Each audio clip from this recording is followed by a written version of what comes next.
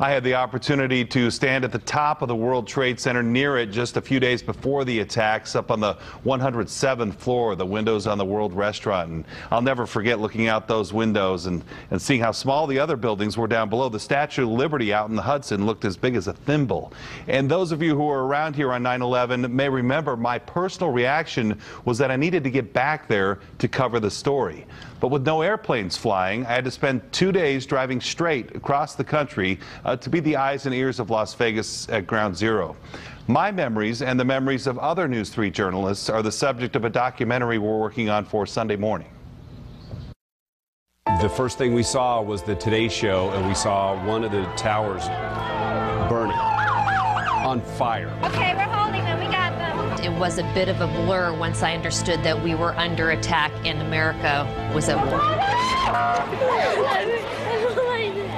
I heard someone on the TV say, "Oh my God, a second plane just hit." A lot of stuff on the wire you just couldn't believe. And many of the emergency workers basically just happy to be alive. 300 firefighters are missing. We had 9 up top. This just keeps getting worse and worse. Get out of the area. The second tower is coming down. They tell you the second tower is coming Yes, it's about to collapse. It was a little scary. I don't know that I've ever seen my colleagues look just like that, and it was hugely unsettling. We were all waiting, like most of America, for the next attack. Meanwhile, people were still just, like everyone else in the nation and around the world, were just looking up at the monitors, watching what was happening, in between going back and forth. We are not shutting down government offices. We're not shutting down law enforcement or restricting access. There were security concerns. The airport was shut down. Planes that were headed somewhere else were forced to land at McCarran, where the people on board learned the day's horrifying news.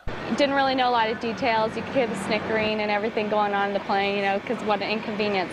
And then when we landed, I called home and then found out how serious it was. I'm a lawyer, and the World Trade Center is full of people I've worked with. I was in the plane with the lady that was on her way back to New York, actually, after it left St. Louis, and she found out her daughter-in-law was in the World Trade Center.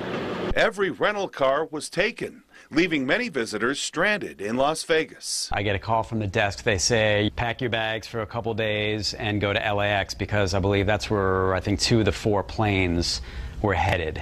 And so our instruction was to go and see who we could talk to, family members, friends who were going to meet the passengers on the planes. Oh, it's hard to speak about this, and it's a very tough time.